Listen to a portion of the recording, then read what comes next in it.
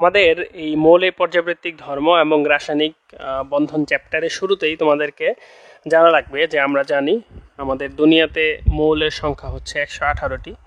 এই 118টি মৌলকে 4টি ব্লকে ভাগ করা হয়েছে, এস, পি, ডি এবং হচ্ছে এফ ব্লক মৌল। প্রত্যেকটা ব্লকের মৌলের সংখ্যা জানা লাগবে। হ্যাঁ, এস ব্লক মৌলের সংখ্যা কত, পি ব্লক মৌলের সংখ্যা কত, ডি ব্লক মৌলের সংখ্যা কত, এফ ব্লক মৌলের সংখ্যা কত। তোমরা কমেন্টে যারা জানো তারা বলতে পারো।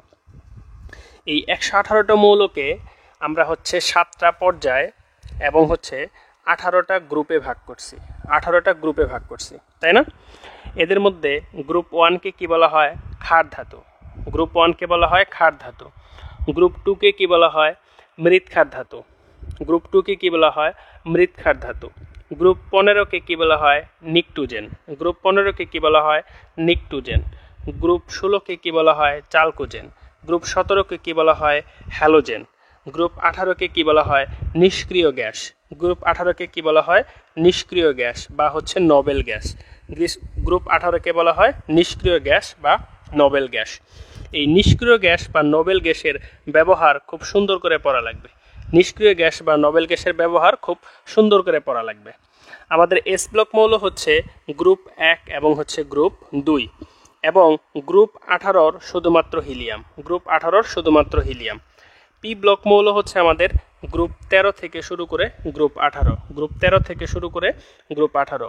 ডি ব্লক মৌল হচ্ছে আমাদের গ্রুপ 3 থেকে শুরু করে হচ্ছে আমাদের 12। ঠিক আছে, গ্রুপ 3 থেকে শুরু করে আমাদের 12। আর এ ব্লক মৌলগুলো হচ্ছে আমাদের ল্যান্থানাইট।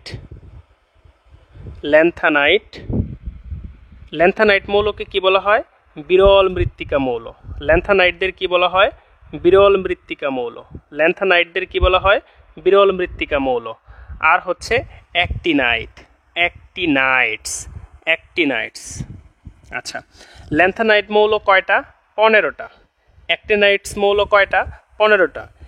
15 15 30 নিয়ে এ ব্লক মৌল কিন্তু আমাদের 30টা না হয়ে হয় এফ ব্লক মৌল 27টা। এফ ব্লক মৌল হয় কয়টা? 27টা। এটা রহস্য তোমাদের জানা লাগবে। এটার রহস্য কি? এটার রহস্য হচ্ছে এই তিনটা, থুরিয়াম, অ্যাক্টিনিয়াম এবং হচ্ছে ল্যান্থানাম। এই তিনটা ল্যান্থানাইট এবং অ্যাক্টানাইটে থাকলেও এরা হচ্ছে আমাদের ডি ব্লক মৌল। এরা হচ্ছে আমাদের কি ব্লক হয়? ডি ব্লক হয়। এই জন্য আমাদের এফ ব্লক মৌলের সংখ্যা 30টা না হয়ে হয়েছে আমাদের 27টা। 30টা না হয়ে আমাদের কি হয়েছে? 27টা। 30টা না হয়ে হয়েছে আমাদের 27টা। ওকে, এখন দেখো ছোট ভাইরা আমার, এই যে আমাদের ডি ব্লক মৌল এবং এফ ব্লক মৌল, এই ডি ব্লক মৌলের মধ্যে যে সমস্ত ডি ব্লক মৌলের ডি উপশক্তি স্তরের ইলেকট্রন বিন্যাস D1 থেকে 9 হয়, এদেরকে বলা হয় ট্রানজিশনাল মেটাল বা হচ্ছে আমাদের ট্রানজিশনাল মেটাল, বা আমরা কি বলবো এটাকে আমরা বলবো অবস্থানান্তর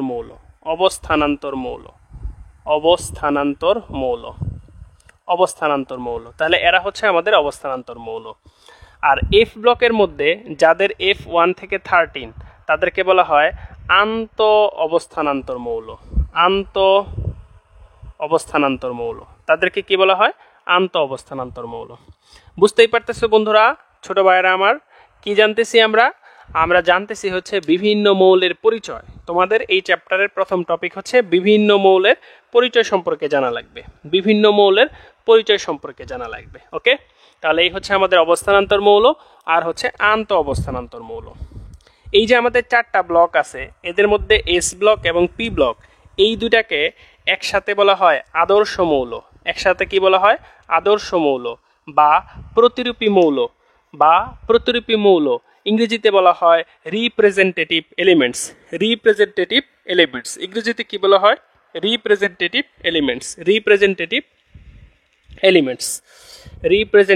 এলিমেন্টস। আমি আস্তে আস্তে মুছতে থাকবো, ফাঁকা জায়গাগুলো নোট করার সময় লিখবা। ওকে, আচ্ছা, তাহলে এস ব্লক এবং পি ব্লককে বলা হয় আমাদের আদর্শ মৌল। এস ব্লক এবং পি ব্লক মৌলকে আমাদের কি বলা হয়? আদর্শ মৌল। গ্রুপ 14 কিছু মৌল আছে, এই মৌলগুলোকে বলা হয় অপধাতু। এই মৌলগুলোকে আমাদের কি বলা হয়? অপধাতু। অপধাতু অপধাতু অপধাতুর নামগুলো আমাদের খুব ভালো করে মুখস্থ করা লাগবে। ভালোবাসিতে গিয়ে আস্তে আস্তে সবই শেষ,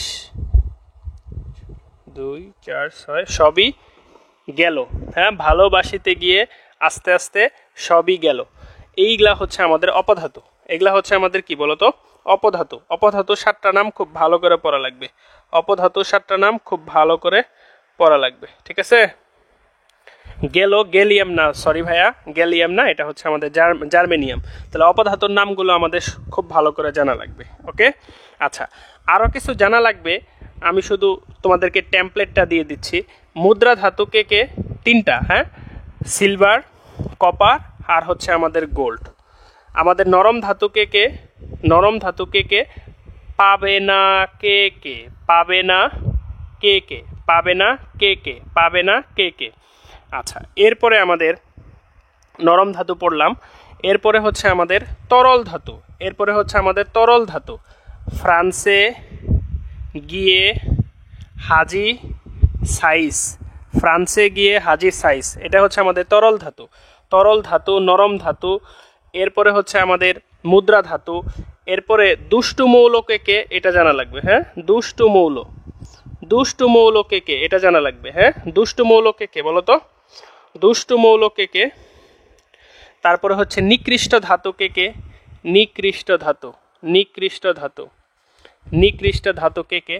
নিকৃষ্ট ধাতু হচ্ছে আমাদের আয়রন এবং হচ্ছে কোবাল্ট। ঠিক আছে, এরকম আরো আমি 2-1টা বাদ দিতে পারি। ঠিক আছে, এরপরে হচ্ছে তোমার তেজস্ক্রিয় ধাতু কে। এরপরে হচ্ছে আমাদের কঠিন অধাতুকে। আমি টেমপ্লেট দিচ্ছি ভাইয়া, হ্যাঁ, তোমরা এটা নোট করার সময় লিখে নিবা। তারপরে হচ্ছে তরল অধাতুকে। হ্যাঁ, তরল অধাতু হচ্ছে আমাদের ব্রোমিন। কঠিন অধাতু হচ্ছে আমাদের আয়োডিন হচ্ছে বেগুনি কালার। তারপর ব্রোমিন হচ্ছে আমাদের লাল কালার, রেড। গত ক্লাসে আমরা বলছিলাম প্রকৃতির সবচেয়ে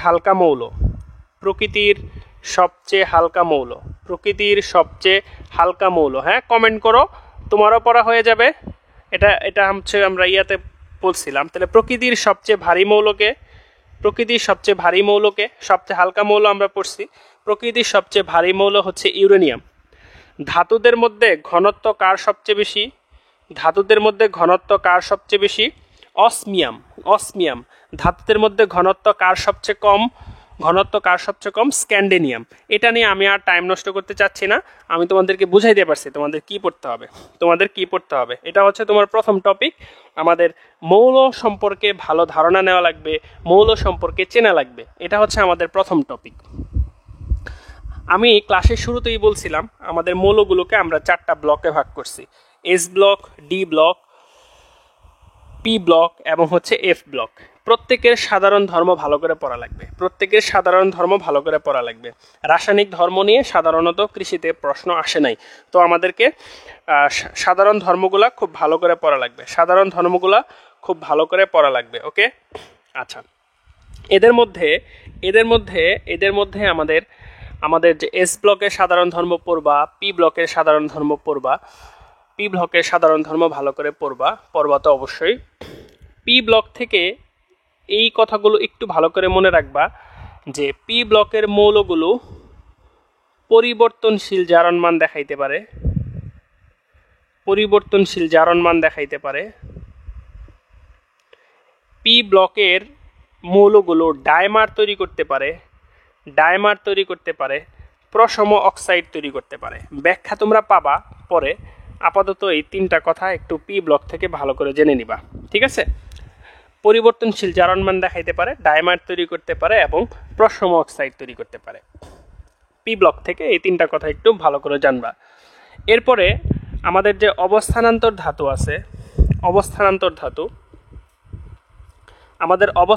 ধাতু থেকে তোমরা 3D সিরিজের যে অবস্থানান্তর ধাতু আছে, স্ক্যান্ডেনিয়াম থেকে জিঙ্ক পর্যন্ত, এই অবস্থানান্তর ধাতু সম্পর্কে অনেক কিছুই জানা লাগবে। আমি এত কিছু বলবো না। অবস্থানান্তর ধাতুর যে 4টা বিশেষ ধর্ম আছে, আমি বোর্ডে লিখে সময় নষ্ট করব না, একটু বলে দিচ্ছি। এটা মনে রাখার উপায় হচ্ছে রঙিন প্রজাপতি, রঙিন প্রজাপতি রঙিন যৌগ তৈরি করে, জটিল যৌগ তৈরি করে, পরিবর্তনশীল জারণমান দেখায়, পরিবর্তনশীল জারণমান দেখায়, তারপর হচ্ছে প্যারাচুম্বক প্রকৃতির প্রভাবক হিসেবে কাজ করে। তাহলে রঙিন যৌগ, জটিল যৌগ, প্যারাচুম্বক প্রকৃতির, তারপরে পরিবর্তনশীল জারণমান দেখায়। ঠিক আছে, এই ধর্মগুলো সম্পর্কে আমাদের জানা লাগবে অল্প অল্প। এদের মধ্যে তোমাদের বইয়ে এই এরা যে বর্ণযুক্ত হয়, বর্ণের আলাদা ছক আছে, বর্ণের আলাদা ছক আছে। লাইক আমাদের যে Fe2+, Fe2+ এর কালার হচ্ছে আমাদের সবুজ, Fe2+ এর কালার হচ্ছে আমাদের সবুজ। এরপর আছে আমাদের Fe3+, Fe3+ এর কালার হচ্ছে আমাদের Fe3+ এর কালার হচ্ছে আমাদের বাদামি। এই বর্ণের ছকটা পড়া লাগবে। হ্যাঁ, এই বর্ণের ছকটা আমাদের পড়া লাগবে, বর্ণের ছকটা আমাদের পড়া লাগবে, বর্ণের ছকটা আমাদের পড়া লাগবে। ওকে, আচ্ছা, এখন দেখো আমি এটা একটু লিখি, কারণ না লিখলে আমাদের হবে না। তোমার পরীক্ষায় যখন প্রশ্ন আসবে, তোমার পরীক্ষায় যখন প্রশ্ন আসবে যে এরকম প্রশ্ন আসবে যে কোনটা বর্ণযুক্ত যৌগ তৈরি করে, বর্ণযুক্ত যৌগ তৈরি করে, বা হচ্ছে কোনটা হচ্ছে তোমার প্যারা, কোনটা হচ্ছে তোমার ডায়া, কোনটা হচ্ছে তোমার ফেরোচুম্বক, বা হচ্ছে কোনটা তোমার জটিল যৌগ তৈরি করে, কোনটা তোমার জটিল যৌগ তৈরি করে, এরপর হচ্ছে তোমার কোনটা প্রভাবক হিসেবে কাজ করে, বা হচ্ছে কোনটা পরিবর্তনশীল জারণমান দেখায়, পরিবর্তনশীল জারণমান, কোনটা পরিবর্তনশীল জারণমান দেখায়, কোনটা স্থিতিশীল। এরকম প্রশ্ন তো তোমার পরীক্ষায় থাকতে পারে। সবগুলোর অ্যান্সার তুমি পাবা ইলেকট্রন বিন্যাস থেকে, সবগুলোর অ্যান্সার তুমি পাবা ইলেকট্রন বিন্যাস থেকে। ঠিক আছে, তো আমি তোমাদের 3D সিরিজের যারা আছে এদের ইলেকট্রন বিন্যাস সহজে আমি শিখাই দিই। যেমন ধরো স্ক্যান্ডেনিয়াম, আবার ধরো হচ্ছে আমাদের কপার, আবার ধরো আমাদের আয়রন, আবার ধরো জিঙ্ক। খুব সহজে ইলেকট্রন বিন্যাসগুলো যদি আমরা করার চিন্তা করি, যেমন সবগুলোর ক্ষেত্রেই তোমার ইলেকট্রন বিন্যাসে এইটা থাকবে 3D আর হচ্ছে 4s, 3D আর হচ্ছে 4s, 3D আর হচ্ছে 4s। তো আয়রনের পারমাণবিক সংখ্যা হচ্ছে 26, তাহলে এখানে 2, এটা হচ্ছে আমাদের 6। কপারের হচ্ছে 29, 2 9 হওয়ার কথা, ব্যতিক্রম হয়ে 1 10। স্ক্যান্ডেনিয়ামের হচ্ছে 21, তাহলে 2 1। তাহলে খুব সহজে, যেমন ধরো ম্যাঙ্গানিজ 25, তাহলে 2 5। এভাবে খুব সহজে তুমি ইলেকট্রন বিন্যাসটা লিখতে পারবা। তো আমরা জানি, তুমি ধরো পরীক্ষায় এরকম প্রশ্ন আসলো যে স্ক্যান্ডেনিয়াম 3+ এর বর্ণ কি, স্ক্যান্ডেনিয়াম 3+ এর বর্ণ কি। তুমি স্ক্যান্ডেনিয়াম 3+ চিন্তা করো, স্ক্যান্ডেনিয়াম 3+ চিন্তা করলে তোমার হয়ে যাচ্ছে D0। আমরা জানি যে অবস্থানান্তর হইতে D1 থেকে 9 লাগবে, কিন্তু স্ক্যান্ডেনিয়াম 3+ হয়ে যাচ্ছে D0, তাহলে এটার কোনো কালার থাকবে না, তাহলে এটা বর্ণহীন হবে। বা এরকম প্রশ্ন যদি আসতো বা অপশনে যদি থাকতো যে প্রভাবক হবে কিনা, পরিবর্তনশীল জারণমান দেখাবে কিনা, স্থিতিশীল হবে কিনা, তো তখন আমরা বুঝতে পারতাম যে না, স্ক্যান্ডেনিয়াম 3+ আমাদের বর্ণযুক্ত যৌগ তৈরি করবে না, এটা আমাদের ডায়াচুম্বক হবে, জটিল যৌগ তৈরি করবে না, প্রভাবক হিসেবে কাজ করবে না, পরিবর্তনশীল জারণমান দেখাবে না। হ্যাঁ, স্থিতিশীলতার প্রশ্ন পড়ে। বা ধরো টাইটানিয়াম 4+, টাইটানিয়াম 4+, তো টাইটানিয়াম হচ্ছে 22, তাহলে হচ্ছে আমাদের 3D, আমাদের 4s 2 2। তো 4+ যদি চিন্তা করো তাহলে হচ্ছে আমাদের 3D 0, 4s 0, তাহলে এটা কি হবে, এটা হবে আমাদের ডায়াচুম্বক, তাহলে এটা হবে আমাদের ডায়াচুম্বক। বা এটা হচ্ছে আমাদের পরিবর্তনশীল জারণমান দেখাবে না, প্রভাবক হিসেবে কাজ করবে না, জটিল যৌগ তৈরি করবে না। আমি তোমাদের বুঝাইতে পারছি প্রশ্ন কিভাবে আসবে? আমি কি তোমাদের বুঝাইতে পারছি প্রশ্ন কিভাবে আসবে? একটু কমেন্ট করো তো। বুঝতে পারছো? তোমরা কি বুঝতে পারছো প্রশ্ন কিভাবে হবে? ওকে, গুড। তাহলে আমি তোমাদেরকে প্রশ্নের ধরনটা বুঝাইতে পারছি। ওকে, তাহলে মোটামুটি আমাদের মোটামুটি হচ্ছে তাহলে এই প্রথম যে পার্টটা আছে, S block, P block, D block এবং এফ ব্লক, এটা মোটামুটি পড়া শেষ হয়ে যাবে। হ্যাঁ, এটা মোটামুটি পড়া শেষ হয়ে যাবে। তোমার ইলেকট্রন বিন্যাসটা পড়া লাগবে, আর কি কি পড়া লাগবে আমি এটা একটু তোমাদেরকে বলে দিচ্ছি। এরপর তোমার এফ ব্লক মৌল আছে, এফ ব্লক মৌলের সাধারণ ধর্ম পড়বা। এফ ব্লক মৌলের দেখবা কিছু ব্যবহার আছে, এগুলাও পড়তে হবে। ওকে, এফ ব্লক মৌলের কিছু ব্যবহারও আছে, এগুলাও হচ্ছে আমাদেরকে একটু পড়তে হবে, এগুলাও আমাদেরকে পড়তে হবে। ওকে, আচ্ছা, তো আমি এখন চলে যাব আমাদের পর্যাবৃত্তিক ধর্ম যে অংশটা আছে, পর্যাবৃত্তিক ধর্মে চলে যাব আমি। ঠিক আছে, পর্যাবৃত্তিক ধর্মে চলে যাব। অনেক সময় একটা প্রশ্ন আসে যে নিচের কোনটি পর্যাবৃত্তিক ধর্ম নয়। অনেকগুলো পর্যাবৃত্তিক ধর্ম আছে, তো পর্যাবৃত্তিক ধর্ম নয় কে? পর্যাবৃত্তিক ধর্ম নয় হচ্ছে আমাদের বয়েলিং পয়েন্ট, মেল্টিং পয়েন্ট, মানে হচ্ছে গলনাঙ্ক স্ফুটনাঙ্ক। পর্যাবৃত্তিক ধর্ম নয় কোনটা? গলনাঙ্ক এবং স্ফুটনাঙ্ক। কারণ পর্যাবৃত্তিক ধর্ম একটা নির্দিষ্ট নিয়ম মেনে চলে, কিন্তু গলনাঙ্ক স্ফুটনাঙ্ক কোনো নিয়ম মেনে চলে না। যেমন তুমি যদি গ্রুপ 1-এর কথা চিন্তা করো, গ্রুপ 1-এর ক্ষেত্রে উপর থেকে নিচের দিকে গলনাঙ্ক স্ফুটনাঙ্ক কমে। হ্যাঁ, গ্রুপ 1-এ কে কে আছে? লি, না, কে, রুবি সাজিয়ে ফেলেছে। এটার গলনাঙ্ক স্ফুটনাঙ্কের ক্রম হচ্ছে এইটা, অর্থাৎ সবচেয়ে বেশি গলনাঙ্ক স্ফুটনাঙ্ক হচ্ছে লিথিয়ামের, আর সবচেয়ে কম হচ্ছে ফ্রাঞ্জিয়ামের। তুমি যদি গ্রুপ 17 চিন্তা করো, 17-তে কে আছে? Fluorine, chlorine, bromine, iodine, astatine. এটা দেখবা উল্টা, এটা দেখবা হচ্ছে উল্টা। ঠিক আছে, তাহলে দেখা যাচ্ছে যে গলনাঙ্ক স্ফুটনাঙ্ক কোনো নির্দিষ্ট নিয়ম মেনে চলে না, এই জন্য অনেকে গলনাঙ্ক স্ফুটনাঙ্ককে কি বলতে চায় না? পর্যাবৃত্তিক ধর্ম বলতে চায় না। তাহলে এরকম যদি প্রশ্ন হয় কোনটা পর্যাবৃত্তিক ধর্ম নয়, তখন অ্যান্সার হবে গলনাঙ্ক স্ফুটনাঙ্ক। আমাদের 3টা গুরুত্বপূর্ণ পর্যাবৃত্তিক ধর্ম হচ্ছে আমাদের আয়নীকরণ শক্তি, ইলেকট্রন আসক্তি এবং হচ্ছে তড়িৎ ঋণাত্মকতা। আয়নীকরণ শক্তি, ইলেকট্রন আসক্তি এবং হচ্ছে তড়িৎ ঋণাত্মকতা, এই 3টাকে আমরা একসাথে আয়িত বলতে পারি। আয়িত, এই 3টাকে একসাথে আমরা কি বলতে পারি? আয়িত। এবং আয়িত হচ্ছে একই গ্রুপের উপর থেকে নিচের দিকে গেলে আর একই পর্যায়ের বাম থেকে ডান দিকে গেলে কি হয়? একই গ্রুপের উপর থেকে নিচের দিকে গেলে হচ্ছে আমাদের কমে, এবং একই পর্যায়ের বাম থেকে ডান দিকে গেলে হচ্ছে আমাদের বাড়ে। একই পর্যায়ের বাম থেকে ডান দিকে গেলে হচ্ছে আমাদের বাড়ে। তাহলে আয়নীকরণ শক্তি, ইলেকট্রন আসক্তি এবং তড়িৎ ঋণাত্মকতা, এই 3টা একসাথে একই গ্রুপের উপর থেকে নিচের দিকে গেলে কমে, এবং একই পর্যায়ের বাম থেকে ডান দিকে গেলে হচ্ছে আমাদের বাড়ে। আর আকার হচ্ছে এই 3টার উল্টা, পরমাণু সমূহের আকার হচ্ছে এই 3টার উল্টা, আকার হচ্ছে এই 3টার উল্টা। তার মানে আকারের ক্ষেত্রে একই গ্রুপের উপর থেকে নিচের দিকে গেলে বাড়ে, একই পর্যায়ের বাম থেকে ডান দিকে গেলে, একই পর্যায়ের বাম থেকে ডান দিকে গেলে হচ্ছে আমাদের কমে। চলো আমরা আকার সম্পর্কেই প্রথমে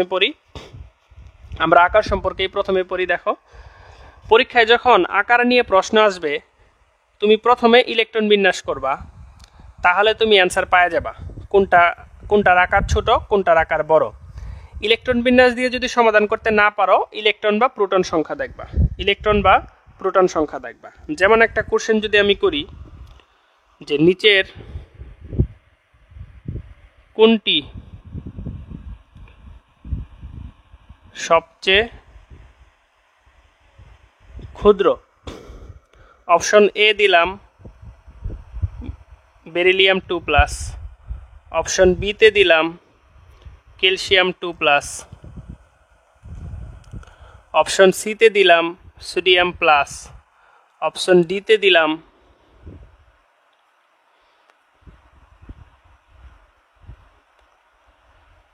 সোডিয়াম প্লাস না দাও, সোডিয়াম দাও। অপশন ডিতে ধরো তুমি কি দিবা? ফ্লোরিন দাও, সমস্যা নাই, বা সোডিয়াম প্লাস দাও, সমস্যা নাই, ফ্লোরিন মাইনাস দাও। দেখো, প্রশ্ন হচ্ছে যে নিচের কোনটি সবচেয়ে ক্ষুদ্র। আমি কি বলছি যে যখন প্রশ্ন আসবে নিচের কোনটি সবচেয়ে ক্ষুদ্র, তুমি প্রথমে ইলেকট্রন বিন্যাস করবা। আমরা জানি বেরিলিয়ামের ইলেকট্রন বিন্যাস 1s2 2s2, কিন্তু 2টা ইলেকট্রন চলে যাওয়ার কারণে শুধু থাকবে হচ্ছে 1s2। ঠিক আছে, আচ্ছা। তারপরে বিরিয়ানি, মুগলাই, কাবাব সরিয়ে বাটিতে রাখো। ইলেকট্রন বিন্যাস সবসময় তোমরা মনে রাখবা যে বেরিলিয়াম, তারপরে কি আছে আমাদের ম্যাগনেসিয়াম, তারপরে আছে আমাদের ক্যালসিয়াম। ম্যাগনেসিয়ামের ছিল 1s2 2s2, তাহলে ম্যাগনেসিয়ামের হবে 3s2, ক্যালসিয়ামের হবে 4s2, তাহলে ক্যালসিয়ামের শেষে গিয়ে থাকবে কত? আমাদের 4s2। তাহলে এটা বোঝাই যাচ্ছে এটা বেরিলিয়ামের চেয়ে বড়। এখন হচ্ছে সোডিয়াম প্লাস। দেখো বেরিলিয়ামের আগে কি আছে? লিথিয়াম।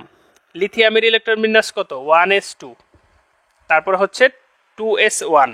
তাহলে লিথিয়ামের নিচে আছে সোডিয়াম, সোডিয়াম হবে 3s1। সোডিয়াম হবে কত? 3s1, কিন্তু সোডিয়াম প্লাস থাকার কারণে 1s2, 2s2, 2p6। ফ্লোরাইড কত হবে? 9, 1s2, 2s2, 2p হওয়ার কথা হচ্ছে তোমার 7, কিন্তু ইলেকট্রন গ্রহণ করার কারণে 2p8। তুমি দেখতেই পাচ্ছ যে এই ইলেকট্রন বিন্যাসগুলো করে দেখো, এখানে 4টা শক্তি স্তর আছে, এখানে 2টা শক্তি স্তর আছে, এখানে 2টা শক্তি স্তর আছে, তাহলে এটা অবভিয়াসলি ছোট। তাহলে তুমি যখন পরীক্ষায় প্রশ্ন আসবে কোনটার আকার ছোট বা কোনটার আকার বড়, তুমি ইলেকট্রন বিন্যাস করবা। এখানে দেখা যাচ্ছে যে এটাতে শক্তি স্তর আছে একটা, তাহলে এটা হবে সবচেয়ে ছোট। ঠিক আছে, বোঝা গেছে? আবার ধরো এটা সবাই দেয় তোমার, এটা সবাই দেয়, তারপরে আমি দেখাই। ধরো সোডিয়াম প্লাস, তারপরে F মাইনাস, তারপরে ধরো আমাদের পটাশিয়াম প্লাস, ধরো আমাদের N3 minus, O2 minus. Potassium plus এখানে আসবে না। দেখো সোডিয়াম প্লাসের তুমি ইলেকট্রন বিন্যাস করো 1s2, 2s2, 2p6। এটারও আসবে 1s2, 2s2, 2p6, 1s2, 2s2, 2p3 হওয়ার কথা, কিন্তু 3টা ইলেকট্রন গ্রহণের কারণে 2p6 হবে। এরপর হচ্ছে তুমি অক্সিজেনেরটা করো 1s2, 2s2, 2p6। দেখো এদের সবার ইলেকট্রন বিন্যাস হচ্ছে সেম। সবার ইলেকট্রন বিন্যাস যদি সেম থাকে তখন তুমি সিদ্ধান্ত নিতে পারবা না যে কার আকার বড় কার আকার ছোট। তুমি কি করতে পারবা না? সিদ্ধান্ত নিতে পারবা না। আচ্ছা, তাহলে তখন তুমি যেটা করবা সেটা হচ্ছে তুমি ইলেকট্রন সংখ্যা আর প্রোটন সংখ্যা দেখবা সবগুলোর ইলেকট্রন সংখ্যা হচ্ছে 10, সবগুলোর ইলেকট্রন সংখ্যা হচ্ছে আমাদের 10, কিন্তু প্রোটন সংখ্যা যদি দেখো, এখানে হচ্ছে আমাদের প্রোটন সংখ্যা 11, এখানে প্রোটন সংখ্যা হচ্ছে আমাদের 9, এখানে প্রোটন সংখ্যা হচ্ছে আমাদের 7, এখানে প্রোটন সংখ্যা হচ্ছে আমাদের 8। মনে রাখবা প্রোটন সংখ্যা বেশি হইলে সেটা কি করবে? প্রোটন সংখ্যা বেশি হইলে সেটা ইলেকট্রনকে বেশি আকর্ষণ করবে, বেশি আকর্ষণ করলে আকারটা ছোট হয়ে যাবে। তাহলে এখানে প্রোটন সবচেয়ে বেশি, তাহলে এটার আকার হবে সবচেয়ে ছোট। এখানে প্রোটন সংখ্যা বেশি, এটার আকার হবে সবচেয়ে ছোট। তাহলে ক্রমটা কি হবে? তাহলে সবচেয়ে বড় কোনটা হবে? এই যে আমাদের নাইট্রোজেন, সবচেয়ে বড় হবে আমাদের নাইট্রোজেন, তারপরে হবে আমাদের অক্সিজেন, তারপরে হবে আমাদের ফ্লোরাইড, এবং তারপরে হবে আমাদের সোডিয়াম। এই আকার সম্পর্কে তাহলে এই দুইটা টেকনিক ফলো করলে তুমি সবসময় অ্যান্সার করতে পারবা। প্রথমে তুমি ইলেকট্রন বিন্যাস করবা, তারপরে হচ্ছে তুমি ইলেকট্রন সংখ্যা এবং প্রোটন সংখ্যা দেখবা। ওকে, তাহলে তুমি আকারের অ্যান্সার পেয়ে যাবা। তাহলে আকার সম্পর্কে আলোচনা এতটুকুই। আশা করি আকার থেকে পরীক্ষায় প্রশ্ন আসলে অ্যান্সার করতে পারবা, কোনটির আকার ক্ষুদ্র বা কোনটির আকার হচ্ছে বড়। এখন আসো আমাদের আয়িত নিয়ে। আয়নীকরণ শক্তি, ইলেকট্রন আসক্তি এবং হচ্ছে তড়িৎ ঋণাত্মকতা। একই পর্যায়ের বাম থেকে ডান দিকে গেলে কমবে, একই গ্রুপের উপর থেকে নিচের দিকে গেলে কমবে, একই পর্যায়ের বাম থেকে ডান দিকে গেলে বাড়বে। প্রথমে আসো আয়নীকরণ শক্তি। আয়নীকরণ শক্তি, তুমি যদি আয়নীকরণ শক্তির ক্ষেত্রে তুমি যদি আমাদের পর্যায় 2 দেখো, লিথিয়াম, বেরিলিয়াম, বোরন, তারপর হচ্ছে কার্বন, তারপর হচ্ছে আমাদের নাইট্রোজেন, তারপর হচ্ছে আমাদের অক্সিজেন, তারপর হচ্ছে আমাদের ফ্লোরিন। তো একই পর্যায়ের বাম থেকে ডান দিকে গেলে কমে, সরি বারবার উল্টা বলতেছি কেন, একই পর্যায়ের বাম থেকে ডান দিকে গেলে হচ্ছে আমাদের বাড়ে। তাহলে লিথিয়ামের চেয়ে আমাদের বেরিলিয়ামের বেশি, বেরিলিয়ামের চেয়ে বোরনের বেশি হওয়ার কথা, কিন্তু এখানে আমাদের ব্যতিক্রম হয়। কার্বনের চেয়ে নাইট্রোজেনের বেশি, নাইট্রোজেনের চেয়ে অক্সিজেনের বেশি হওয়ার কথা, কিন্তু এখানে আমাদের ব্যতিক্রম হয়। ঠিক আছে, এখানে আমাদের কি হয়? ব্যতিক্রম হয়। আবার পর্যায় সারণীতে বেরিলিয়ামের নিচেই দেখবা ম্যাগনেসিয়াম আছে, বোরনের নিচেই দেখবা আমাদের অ্যালুমিনিয়াম আছে, এখানেও আমাদের ব্যতিক্রম হয়। নাইট্রোজেনের নিচেই ফসফরাস আছে, তারপর অক্সিজেনের নিচে আমাদের সালফার আছে, তাহলে এখানে ব্যতিক্রম হয়। ব্যতিক্রম হয় ইলেকট্রন বিন্যাসের জন্য। আমি আর ব্যাখ্যাতে গেলাম না, ব্যাখ্যাতে যাওয়া লাগবে? ব্যাখ্যাতে যাওয়া লাগলে কমেন্টে বলবা, ব্যাখ্যাতে যাওয়া লাগলে কমেন্টে বলবা। ওকে, তাহলে ব্যতিক্রম কোথায় কোথায় হয়? আচ্ছা, আরও কিছু কিছু ক্ষেত্রে ব্যতিক্রম হয়। দেখো আরও কিছু কিছু ক্ষেত্রে দেখো ব্যতিক্রম হয়। এখান থেকে একটা কথা বোঝার চেষ্টা করো, যেহেতু একই পর্যায়ের বাম থেকে ডান দিকে গেলে আমাদের বাড়তেছে, তাহলে সবার বামে থাকে গ্রুপ 1, এই জন্য গ্রুপ 1-এর আয়নীকরণ শক্তির মান হচ্ছে সবচেয়ে কম, গ্রুপ 18-এর আয়নীকরণ শক্তির মান হচ্ছে সবচেয়ে বেশি। গ্রুপ 18 এর আয়নীকরণ শক্তির মান হচ্ছে সবচেয়ে বেশি। যেমন তুমি যদি আমাদের লিথিয়াম আর হিলিয়াম চিন্তা করো, দুইটাই হচ্ছে আমাদের 2 নাম্বার পর্যায়ের। অবভিয়াসলি আমাদের লিথিয়ামের চেয়ে হিলিয়ামের আয়নীকরণ শক্তির মান হচ্ছে আমাদের বেশি। আবার লিথিয়ামের নিচে কে আছে? সোডিয়াম। হিলিয়ামের নিচে কে আছে? আমাদের নিয়ন। আমাদের সোডিয়ামের চেয়ে নিয়নের আয়নীকরণ শক্তির মান হচ্ছে আমাদের বেশি। কিন্তু কিন্তু তুমি যদি লিথিয়াম প্লাস করে দাও, তখন দেখবে হিলিয়ামের চেয়ে আয়নীকরণ শক্তির মান বেশি হবে। তারপরে তুমি যদি সোডিয়াম প্লাস করে দাও, তাহলে দেখবা আমাদের নিয়নের চেয়ে আয়নীকরণ শক্তির মান কি হবে? বেশি হবে। নিয়নের চেয়ে আয়নীকরণ শক্তির মান কি হবে? বেশি হবে। ঠিক আছে? এর কারণ কি? কারণ দেখো এখানে লিথিয়াম প্লাস যদি চিন্তা করো, লিথিয়ামে প্রোটন হচ্ছে আমাদের 3টা। আচ্ছা, ব্যাখ্যা না জানলেও চলতো। আর ইলেকট্রন হচ্ছে আমাদের দেখো মাত্র 2টা। আর এখানে হচ্ছে আমাদের প্রোটনও 2টা, ইলেকট্রনও হচ্ছে আমাদের 2টা। দেখো প্রোটন সংখ্যা যখন বেশি, তখন ইলেকট্রনকে বেশি বলে আকর্ষণ করতেছে, তখন ওই ইলেকট্রন সরাইতে বেশি শক্তি লাগতেছে। এই জন্য আয়নীকরণ শক্তির মানটা কি হয়ে যাচ্ছে? বেশি হয়ে যাচ্ছে। আয়নীকরণ শক্তির মানটা কি হয়ে যাচ্ছে? বেশি হয়ে যাচ্ছে। তোমরা গ্রুপ 1 এর আয়নীকরণ শক্তির মান মুখস্থ করবা। গ্রুপ 1 এর আয়নীকরণ শক্তির মান মুখস্থ করবা। ঠিক আছে? তাহলে আয়নীকরণ শক্তি থেকে এতটুকু জানো। এরপরে আসো আমাদের ইলেকট্রন আসক্তি। আমাদের ইলেকট্রন আসক্তির ক্ষেত্রে দেখো কোথায় কোথায় ব্যতিক্রম আছে। গ্রুপ 17 কথা যদি তুমি চিন্তা করো, fluorine, chlorine, bromine, iodine. Fluorine, chlorine, bromine, iodine. আমরা জানি একই গ্রুপের উপর থেকে নিচের দিকে গেলে আয়নীকরণ শক্তির মান কমে। তাহলে ক্লোরিনের চেয়ে আমাদের আয়োডিনের চেয়ে ব্রোমিনের বেশি, ব্রোমিনের চেয়ে ক্লোরিনের বেশি, ক্লোরিনের চেয়ে ফ্লোরিনের বেশি হওয়ার কথা, ক্লোরিনের চেয়ে ফ্লোরিনের বেশি হওয়ার কথা। কিন্তু দেখা যাচ্ছে যে এখানে ব্যতিক্রম হয়। ফ্লোরিনের চেয়ে ক্লোরিনের ইলেকট্রন আসক্তির মান কি হয়? বেশি হয়। ফ্লোরিনের চেয়ে ক্লোরিনের ইলেকট্রন আসক্তির মান কি হয়? বেশি হয়। এর কারণ হচ্ছে ফ্লোরিনের আকার ছোট এবং তড়িৎ ঋণাত্মকতা বেশি। দুইটা কথা, আকার ছোট এবং তড়িৎ ঋণাত্মকতা বেশি।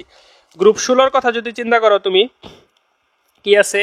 ও S S S S C তে পড়ে। হ্যাঁ, গ্রুপ 16 কথা যদি চিন্তা করো, তো একই গ্রুপের উপর থেকে নিচের দিকে গেলে আয়নীকরণ শক্তির মান কমে। তো এটা সবার নিচে, তাহলে এটা বেশি হবে, এটা বেশি হবে। তো অক্সিজেনের হওয়ার কথা সবার চেয়ে বেশি, কিন্তু অক্সিজেনের আকার ছোট এবং তড়িৎ ঋণাত্মকতার পার্থক্যের কারণে অক্সিজেনেরই হয় সবার চেয়ে কম, অক্সিজেনেরই হয় সবার চেয়ে কম। তাহলে এই হচ্ছে আমাদের ইলেকট্রন আসক্তি। ইলেকট্রন আসক্তি থেকে আরও কিছু কথা হচ্ছে যে ধাতুদের ইলেকট্রন আসক্তি সাধারণত শূন্য হয়। গ্রুপ 1 এর ইলেকট্রন আসক্তি কত হয়? মানে প্রায় শূন্য হয়। আর গ্রুপ 18 এর ইলেকট্রন আসক্তি কত হবে? শূন্য, কারণ এরা ইলেকট্রন গ্রহণ করবে না। গ্রুপ 18 এর ইলেকট্রন আসক্তি কত হবে? শূন্য। গ্রুপ 18 এর ইলেকট্রন আসক্তি হবে শূন্য। ঠিক আছে? তাহলে এই হচ্ছে আমাদের আয়নীকরণ শক্তি এবং হচ্ছে তড়িৎ ঋণাত্মকতা। আয়নীকরণ শক্তি এবং তড়িৎ ঋণাত্মকতা। এরপরে হচ্ছে আয়নীকরণ শক্তি এবং ইলেকট্রন আসক্তি। এখন আসো তড়িৎ ঋণাত্মকতা। তড়িৎ ঋণাত্মকতা হচ্ছে নির্ভর করে হচ্ছে কিসের উপর? তড়িৎ ঋণাত্মকতা নির্ভর করে আমাদের সমযোজী অণুর উপর। তড়িৎ ঋণাত্মকতা আমাদের কিসের উপর নির্ভর করে? সমযোজী অণুর উপর নির্ভর করে। তো তড়িৎ ঋণাত্মকতার জন্য আমাদের কি হয়? তড়িৎ ঋণাত্মকতার জন্য আমাদের কি হয়? আমরা কতগুলো সমযোজী অণু একটু দেখি। আমাদের যে তড়িৎ ঋণাত্মকতা, এটা হচ্ছে সমযোজী অণুর উপর কাজ করে, এবং তড়িৎ ঋণাত্মকতার পার্থক্যের জন্য সমযোজী অণুর বৈশিষ্ট্য অনেকটা আয়নিক যৌগের মতো হয়। তো তড়িৎ ঋণাত্মকতার মানগুলো কিভাবে মুখস্থ করবা এটা আমি দেখাই, তারপর ওই পার্টটা আমি পরে দেখাবো। তোমরা এটা মোটামুটি জানো যে আমাদের পর্যায় 2 আছে।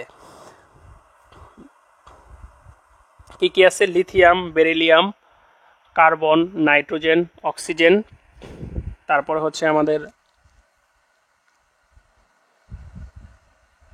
ফ্লোরিন। হ্যাঁ, এগুলা লিথিয়াম, বেরিলিয়াম, বোরন বাদ পড়ছে রে। Lithium, beryllium, boron. এরপর হচ্ছে আমাদের সোডিয়াম, ম্যাগনেসিয়াম, তারপর হচ্ছে আমাদের অ্যালুমিনিয়াম, তারপরে হচ্ছে আমাদের সিলিকন, ফসফরাস, তারপরে হচ্ছে আমাদের সালফার, তারপরে হচ্ছে আমাদের ক্লোরিন, তারপরে হচ্ছে আমাদের ব্রোমিন, তারপরে হচ্ছে আমাদের আয়োডিন। এখানে আছে আমাদের হাইড্রোজেন।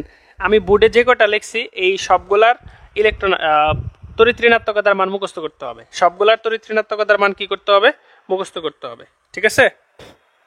এই সবগুলার তড়িৎ ঋণাত্মকতার মান মুখস্থ করতে হবে। ঠিক আছে? তড়িৎ ঋণাত্মকতার মান বলতে হবে। এটা তো তোমরা জানো যে ইয়া করে বাড়তে থাকে, 1 1.5, 2, 2.5, 3, 3.5, তারপরে হচ্ছে 4। দুনিয়াতে সবচেয়ে বেশি তড়িৎ ঋণাত্মক মৌলকে ফ্লোরিন। পরীক্ষায় আসবে সবচেয়ে বেশি তড়িৎ ঋণাত্মক মৌলকে ফ্লোরিন, ঠিক আছে। আচ্ছা, এরপরে এখানে হচ্ছে 3 করে বাড়তে থাকে, 0.9, তাহলে 9 3 12, 12 3 15, 15 3 18, ঠিক আছে, এইভাবে বাড়তে থাকে, 15 3 18 এইভাবে বাড়তে থাকে। পরের দিকে অবশ্য গিয়ে মিলে না, পরের দিকে গিয়ে অবশ্য মিলে না, যেমন এটা মিলে না, তারপর হচ্ছে পরের দিকে আর মিলে না, এই পর্যন্ত মিলে। তো এগুলা হচ্ছে আমাদের কিসের মান, তড়িৎ ঋণাত্মকতার মান, এটা মুখস্থ করতে হবে, ঠিক আছে। তড়িৎ ঋণাত্মকতার ক্ষেত্রেও কি হবে এটা আমরা বলেই দিছি, একই গ্রুপের উপর থেকে নিচের দিকে গেলে হচ্ছে আমাদের কমবে, একই পর্যায়ের বাম থেকে ডান দিকে গেলে হচ্ছে আমাদের বাড়বে। তাহলে এই হচ্ছে আমাদের আয়নীকরণ শক্তি, ইলেকট্রন শক্তি এবং তড়িৎ ঋণাত্মকতা। সেই সাথে তোমাদের কয় মিনিটের গ্যাপ, কয় মিনিটের বিরতি বলো, কয় মিনিটের বিরতি দিব বলো। তোমাদের 3 মিনিটের একটা বিরতি দিই, এরপরে হচ্ছে আমরা রাসায়নিক বন্ধন, ফাজানের নীতি, হাইড্রোজেন বন্ধন এইসব পড়ব, সংকরণ এইসব পড়ব, ওকে।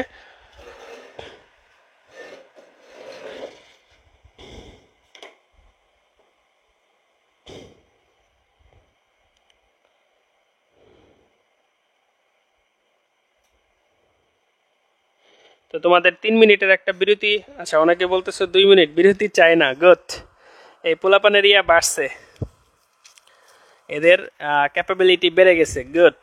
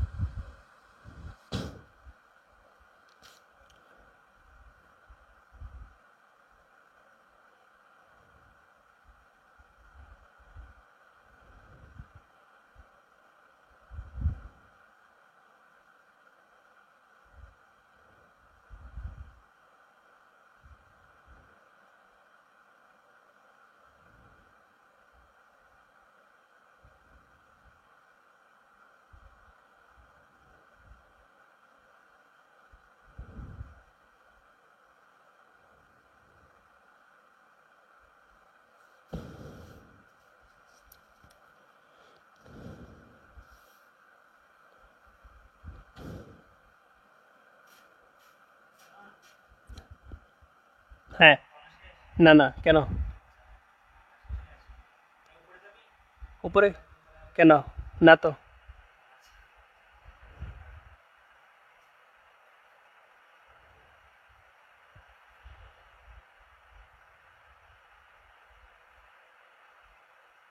এই বিরতির সময় চা খা বেটা।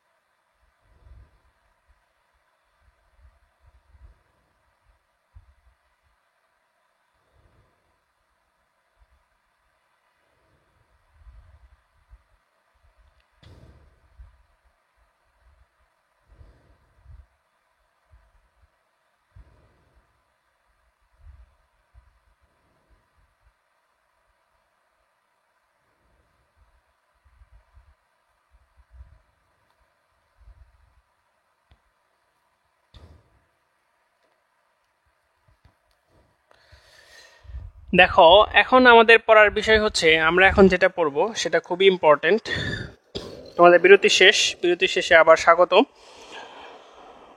অবশ্যই 30 সেকেন্ড, 30 সেকেন্ড।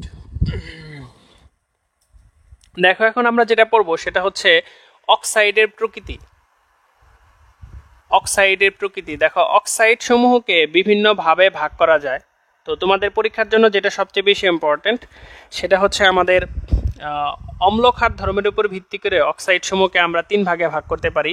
একটা হচ্ছে অম্লীয়, মনে রাখবা অধাতুর অক্সাইড হচ্ছে আমাদের অম্লীয়, আর আরেকটা হচ্ছে ক্ষারীয়, ধাতুর অক্সাইড হচ্ছে আমাদের ক্ষারীয়। আর যাদের অম্ল ক্ষার কোনো ধর্মই নাই এদেরকে বলা হয় আমাদের প্রশম অক্সাইড। ঠিক আছে, এদের যাদের অম্ল ক্ষার কোনো ধর্মই নাই এদেরকে আমাদের বলা হয় প্রশম অক্সাইড। আর যাদের অম্ল ক্ষার উভয় ধর্মই আছে এদেরকে বলা হয় আমাদের উভধর্মী অক্সাইড। এটা মূলত পরীক্ষায় এইভাবে প্রশ্ন আসে যে নিচের কোনটা অম্লীয় অক্সাইড, নিচের কোনটা ক্ষারীয় অক্সাইড, নিচের কোনটা প্রশম অক্সাইড, নিচের কোনটা উভধর্মী অক্সাইড। তুমি যদি একই পর্যায়ের বাম থেকে ডান দিকে যাও দেখবা যে অক্সাইডের অম্ল ধর্ম আস্তে আস্তে বাড়তে থাকে। যেমন তুমি যদি দ্বিতীয় পর্যায়ে চিন্তা করো, দ্বিতীয় পর্যায়ের প্রথমে আমাদের লিথিয়াম অক্সাইড, এটা হচ্ছে আমাদের ক্ষারীয়। তারপর হচ্ছে আমাদের বেরিলিয়াম অক্সাইড, এটা হচ্ছে আমাদের উভধর্মী অক্সাইড। দেখো ক্ষার ধর্ম কমে গেল। এরপরে হচ্ছে আমাদের বোরন অক্সাইড, এটা হচ্ছে আমাদের অম্লীয় অক্সাইড, এটা হচ্ছে আমাদের অম্লীয় অক্সাইড। তারপরে কি আছে আমাদের বোরনের পরে আছে আমাদের কার্বন। এই কার্বনের যে কার্বন মনোক্সাইড, এই কার্বন মনোক্সাইড হচ্ছে আমাদের প্রশম অক্সাইড। কার্বন মনোক্সাইড হচ্ছে আমাদের প্রশম অক্সাইড। আবার কার্বন ডাইঅক্সাইড এটা হচ্ছে আমাদের অম্লীয় অক্সাইড, অম্লীয় ফর এ, হ্যাঁ, এসিডি। কার্বন ডাইঅক্সাইড হচ্ছে আমাদের অম্লীয় অক্সাইড। এরপরে নাইট্রোজেনের অক্সাইড আছে 5টা। এটা অনেক সময় পরীক্ষা আসে যে নাইট্রোজেনের কয়টা অক্সাইড আছে। নাইট্রোজেনের আমাদের নাইট্রিক অক্সাইড এবং নাইট্রাস অক্সাইড, এই দুইটা হচ্ছে আমাদের নিউট্রাল বা প্রশম অক্সাইড। এই দুটো হচ্ছে আমাদের নিউট্রাল বা প্রশম অক্সাইড। এরপরে আমাদের ডাইনাইট্রোজেন ট্রাইঅক্সাইড, ডাইনাইট্রোজেন পেন্টাক্সাইড, হ্যাঁ, এগুলা হচ্ছে আমাদের। আরেকটা হচ্ছে আমাদের নাইট্রোজেন ডাইঅক্সাইড। নাইট্রোজেন ডাইঅক্সাইডের কালার কি কমেন্টে বলো তো। এই নাইট্রোজেন ডাইঅক্সাইড যখন দুইটা একসাথে থাকে তখন বলা হয় ডাইনাইট্রোজেন টেট্রাক্সাইড। এখানে কিন্তু 4টা না 3টা, এই 3টা হচ্ছে আমাদের অম্লীয় অক্সাইড, এই 3টা হচ্ছে আমাদের অম্লীয় অক্সাইড। তাহলে নাইট্রোজেনের কয়টা অক্সাইড আছে এবং কোনটা কি ধরনের অক্সাইড এটা পরীক্ষার জন্য খুবই ইম্পর্টেন্ট। ওকে, এবার দেখো এটা হচ্ছে, তাহলে আমরা কি দেখলাম একই পর্যায়ের বাম থেকে ডান দিকে গেলে কি হচ্ছে। দেখো প্রথমে ক্ষারীয় ছিল, তারপর আস্তে আস্তে উভধর্মী হইলো, তারপর অম্লধর্মী হইলো। এবং এখানে সবচেয়ে বেশি অম্লধর্মী হচ্ছে তোমার যেটা ডাইনাইট্রোজেন পেন্টাক্সাইড। যেমন এটাও অম্লধর্মী অক্সাইড, এটার চেয়ে কিন্তু নাইট্রোজেনের অক্সাইডগুলো বেশি অম্লধর্মী। বাম থেকে ডান দিকে গেলে অম্লধর্ম আস্তে আস্তে বাড়বে। পরীক্ষায় এরকম প্রশ্ন করতে পারে যে নিচের কোনটা বেশি অম্লধর্মী। তুমি যদি পর্যায় 3 চিন্তা করো, আমাদের প্রথমে আছে সোডিয়াম অক্সাইড। এই সোডিয়াম অক্সাইড হচ্ছে আমাদের ক্ষারীয়। এরপরে ম্যাগনেসিয়াম অক্সাইড, এটাও ক্ষারীয়। কিন্তু যদি বলা হয় কোনটা বেশি ক্ষারধর্মী তখন অ্যান্সার হবে আমাদের সোডিয়াম অক্সাইড। ম্যাগনেসিয়াম অক্সাইড হবে কম ক্ষারধর্মী। এরপরে আমাদের অ্যালুমিনিয়াম অক্সাইড, এটা হচ্ছে আমাদের উভধর্মী অক্সাইড, এটা হচ্ছে আমাদের উভধর্মী অক্সাইড। এরপরে সিলিকন ডাইঅক্সাইড, এটা অল্প অম্লধর্মী। এরপরে ফসফরাস ট্রাইঅক্সাইড, এটা সিলিকন ডাইঅক্সাইডের চেয়ে বেশি অম্লধর্মী, ফসফরাস পেন্টাক্সাইড, এটা বেশি অম্লধর্মী। এরপরে সালফার ট্রাইঅক্সাইড আরও বেশি অম্লধর্মী। সবচেয়ে বেশি অম্লধর্মী হচ্ছে ডাইক্লোরিন হেপ্টাক্সাইড। একই পর্যায়ের বাম থেকে ডান দিকে গেলে অক্সাইডের অম্লত্ব কি হইতে থাকে, অম্লত্ব আস্তে আস্তে বাড়তে থাকে, অম্লত্ব আস্তে আস্তে কি হইতে থাকে, বাড়তে থাকে। ওকে, অথবা তুমি এভাবে যদি চিন্তা করো, ধরো আমাদের সোডিয়াম অক্সাইড, সোডিয়ামের নিচে কে আছে, পটাশিয়াম, পটাশিয়াম অক্সাইড। কে বেশি ক্ষারধর্মী, কে বেশি ক্ষারধর্মী। একই গ্রুপের উপর থেকে নিচের দিকে যাবা ক্ষার ধর্ম আস্তে আস্তে বাড়তে থাকবে। তাহলে পটাশিয়াম অক্সাইড হবে বেশি ক্ষারধর্মী, পটাশিয়াম অক্সাইড হবে আমাদের বেশি ক্ষারধর্মী। বা ম্যাগনেসিয়াম অক্সাইডের নিচে কি আছে, বিরিয়ানি মোগলাই কাবাব, ক্যালসিয়াম অক্সাইড। ম্যাগনেসিয়াম অক্সাইডের চেয়ে ক্যালসিয়াম অক্সাইড হবে আমাদের বেশি ক্ষারধর্মী। তাহলে কি বলছি, একই পর্যায়ের বাম থেকে ডান দিকে গেলে অক্সাইডের অম্লত্ব মানে অম্লধর্ম বাড়তে থাকবে। একই গ্রুপের উপর থেকে নিচের দিকে গেলে অক্সাইডের ক্ষার ধর্ম বাড়তে থাকবে, অক্সাইডের ক্ষার ধর্ম বাড়তে থাকবে। ওকে, আচ্ছা, এখানে এই পর্যায় 2 এবং হচ্ছে পর্যায় 3-তে আমরা কি কি প্রশম অক্সাইড পাইছি। আমরা প্রশম অক্সাইড পাইছি কি কি, কার্বন মনোক্সাইড, নাইট্রিক অক্সাইড আর হচ্ছে নাইট্রাস অক্সাইড। এছাড়া আরেকটা আছে পানি। এই 4টা হচ্ছে আমাদের প্রশম অক্সাইড, এই 4টা হচ্ছে আমাদের প্রশম অক্সাইড, এই 4টা হচ্ছে আমাদের প্রশম অক্সাইড। আর পর্যায় 2 এবং পর্যায় 3-তে আমরা কি কি উভধর্মী অক্সাইড পাইলাম। একটা উভধর্মী অক্সাইড পাইছি আমরা বেরিলিয়াম অক্সাইড, আরেকটা পাইছি অ্যালুমিনিয়াম অক্সাইড। আরও উভধর্মী অক্সাইড আছে, সবগুলোর নাম মনে রাখা লাগবে। দেখো আমি লিখে দিচ্ছি।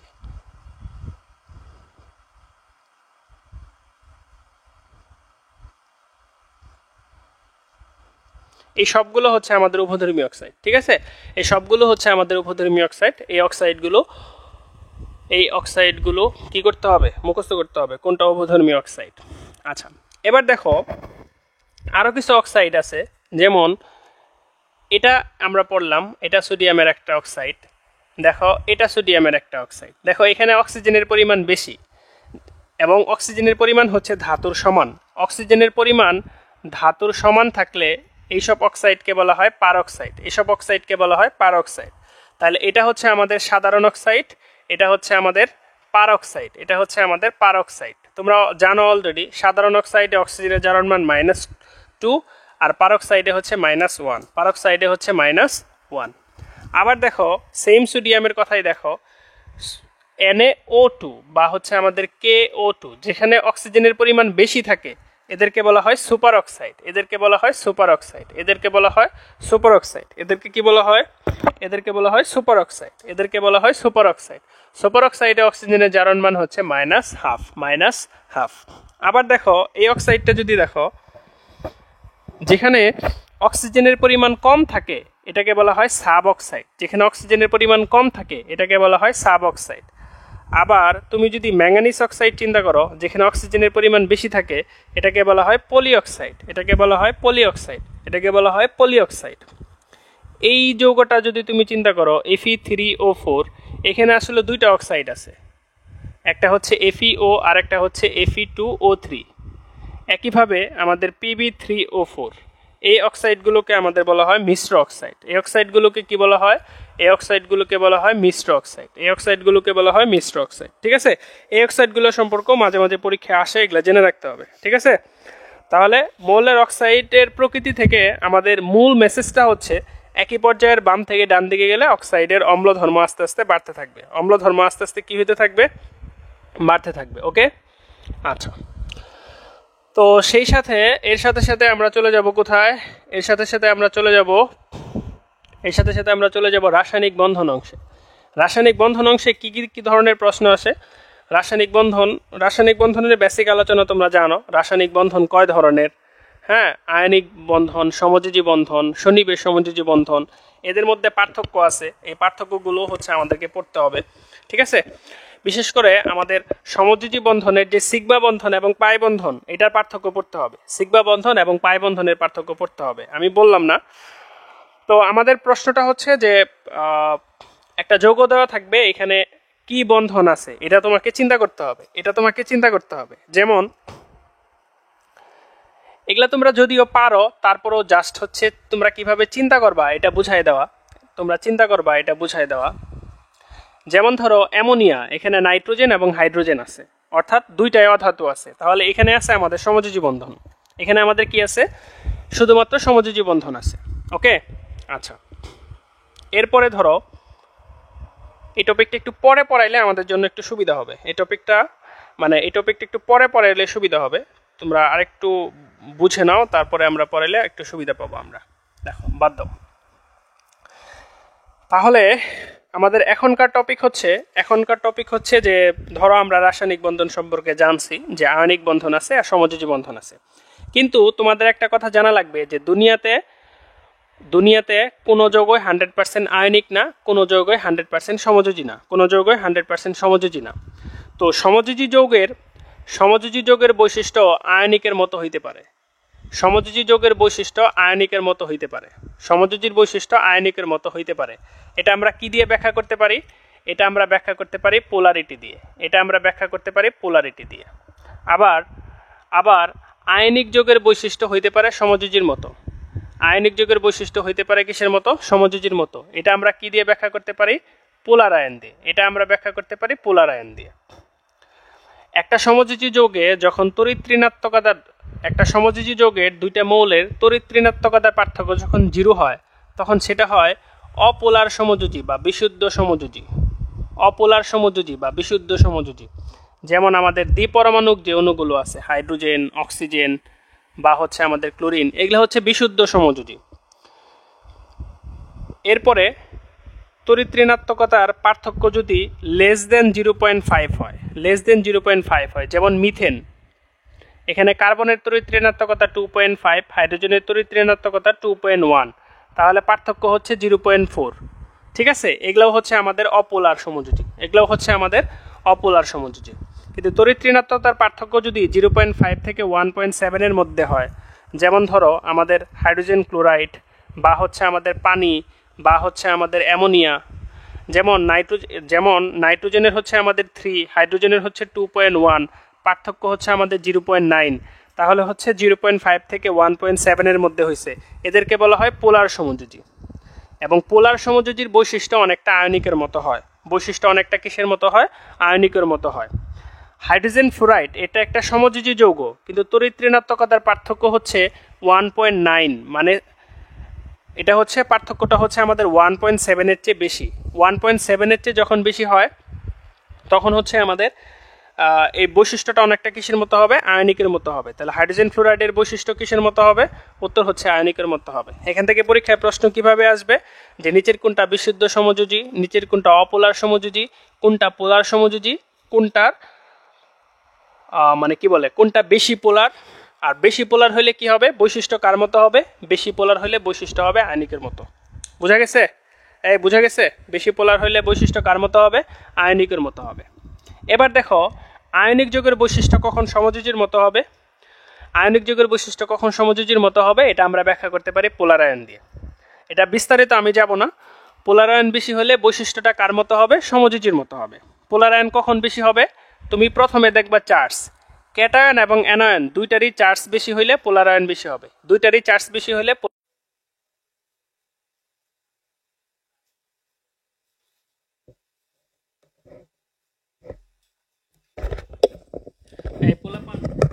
জামালপুরে ঝড় এসে কারেন্ট চলে গেছে।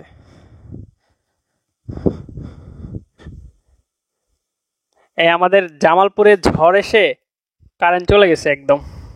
দাঁড়াও,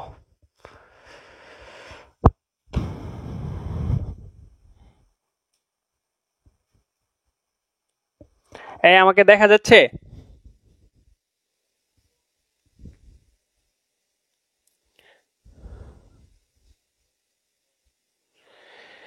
এই কারেন্ট ঝড় এসে, আমাদের জামালপুরে ঝড় হচ্ছে, তো ঝড় এসে কারেন্টটা চলে গেছে। দেখা যায়?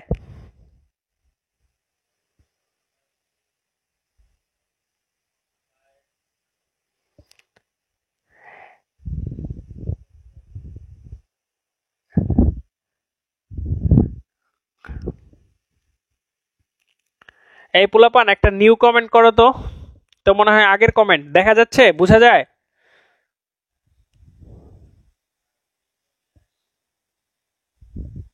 তো আগের কমেন্ট মনে হচ্ছে।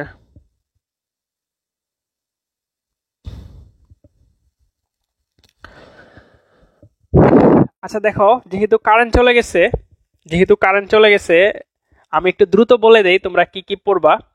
এরপরে হচ্ছে তোমরা পড়বা এখান থেকে যে যৌগের প্রকৃতি হচ্ছে যে কোনটা আয়নিক কোনটা সমযোজী, এবং কিছু কিছু যৌগে অনেকগুলো বন্ধন একসাথে থাকে, যে আয়নিক, তারপর হচ্ছে সমযোজী, সন্নিবেশ বন্ধন, কিছু যৌগে 4টাও থাকে, হাইড্রোজেন বন্ধন সহ, এটা পড়বা। এরপরে সংকরণ নির্ণয় শিখতে হবে। সংকরণ হচ্ছে ইনফিনিটি স্টার, পরীক্ষার জন্য ইনফিনিটি স্টার। সংকরণের একটা ছক আছে, সংকরণটা পড়বা। সংকরণ নির্ণয়ের সূত্রটা জানতে হবে, সংকরণ নির্ণয়ের সূত্রটা জানতে হবে। এরপর হচ্ছে যে অষ্টক সংকোচন যৌগ, অষ্টক সম্প্রসারণ যৌগ। একটা যৌগের শেষ শক্তি স্তরে ইলেকট্রনের সংখ্যা হিসাব করার সূত্র আছে। এই সূত্র দুটো আমি তোমাদেরকে একটু দেখাই দেই, তাহলেই হচ্ছে তোমার আজকের ক্লাস শেষ। এখানে অনেক গরম, প্লাস হচ্ছে তোমার ঝড়ও হচ্ছে। তাহলে দেখো, জাস্ট দুইটা সূত্র আমি তোমাদেরকে একটু দেখাই দিই। এই কারেন্ট চলে আসছে, ভেরি গুড, কারেন্ট চলে আসছে, ওকে গুড।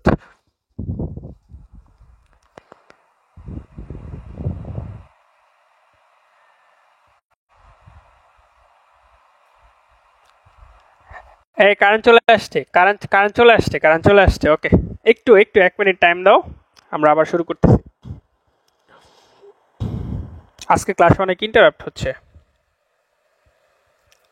একটু আমার এই ফোনে আসুক, তোমাদেরকে একটু দেখি, তোমাদের কমেন্টগুলো একটু পড়ি, তারপর আমরা শুরু করতেছি। হ্যাঁ, একটু টাইম বেশি লেগে যাচ্ছে, সমস্যা নেই, আমি আর 10 মিনিটের মধ্যেই একদম ইম্পর্টেন্ট যে জিনিসগুলো আছে এটা পড়ায় শেষ করে দিব। জাস্ট হচ্ছে 10 মিনিট টাইম লাগবে আমার। হ্যাঁ,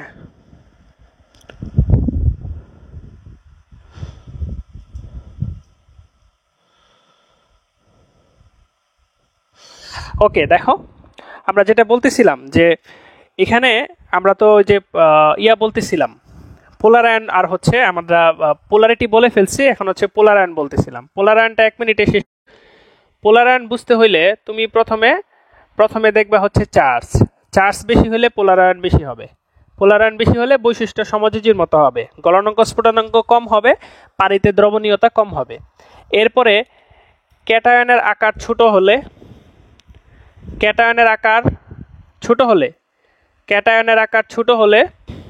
অ্যানায়নের আকার বড় হলে আমাদের পোলার আয়ন বেশি হবে। ক্যাটা বাবা ছোট হলে অ্যানা বাবা বড় হলে আমাদের পোলার আয়ন কি হবে? বেশি হবে। ক্যাটা বাবা ছোট হলে অ্যানা বাবা বড় হলে আমাদের পোলার আয়ন বেশি হবে। ক্যাটা বাবা ছোট হলে অ্যানা বাবা বড় হলে পোলার আয়ন বেশি হবে। এখন দেখো, এখন কথা হচ্ছে ধরো আমাদের ক্যালসিয়াম অক্সাইড এবং হচ্ছে ক্যালসিয়াম ফ্লোরাইড কোনটা বেশি সমযোজী বা কোনটা? দেখো এখানে প্রশ্ন কিন্তু কতভাবে হবে, দেখো প্রশ্নগুলো একটু বোঝার চেষ্টা করো। প্রশ্ন হবে যে কোনটাতে পোলার আয়ন বেশি। প্রশ্নগুলো আমি মুখে বলি, সময় চলে যাবে। এর প্রশ্ন হইতে পারে কোনটাতে পোলার আয়ন বেশি, প্রশ্ন হইতে পারে কোনটা বেশি সমযোজী, প্রশ্ন হইতে পারে কোনটার গলনাঙ্ক স্ফুটনাঙ্ক বেশি, প্রশ্ন হইতে পারে কোনটার গলনাঙ্ক স্ফুটনাঙ্ক কম, প্রশ্ন হইতে পারে কোনটার পানিতে দ্রবণীয়তা বেশি। সব কিছুর অ্যান্সার করার সিস্টেম কিন্তু একটাই। ঠিক আছে?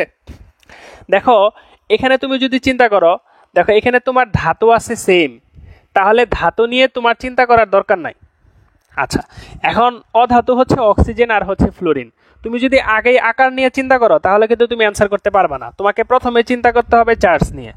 অক্সিজেনের চার্জ -2, ফ্লোরিনের চার্জ হচ্ছে -1। আমরা জানি চার্জ বেশি হইলে পোলার আয়ন বেশি হয়, তাহলে ক্যালসিয়াম অক্সাইডের পোলার আয়ন হচ্ছে আমাদের বেশি। আমি কতগুলো কথা বলবো, একটু বোঝার চেষ্টা করো। ক্যালসিয়াম অক্সাইডের পোলার আয়ন বেশি মানে কি? ক্যালসিয়াম অক্সাইড বেশি সমযোজী, তার মানে তার গলনাঙ্ক স্ফুটনাঙ্ক কম, পানিতে দ্রাব্যতা কম। এটা বেশি আয়নিক, মানে এর গলনাঙ্ক স্ফুটনাঙ্ক বেশি, পানিতে দ্রাব্যতা হচ্ছে বেশি। আবার ধরো আমাদের ক্যালসিয়াম কার্বনেট আর হচ্ছে আমাদের ম্যাগনেসিয়াম কার্বনেট। প্রশ্ন হচ্ছে কোনটার তাপ সহতা বেশি, এটা একটা প্রশ্ন। কোনটার বিয়োজন তাপ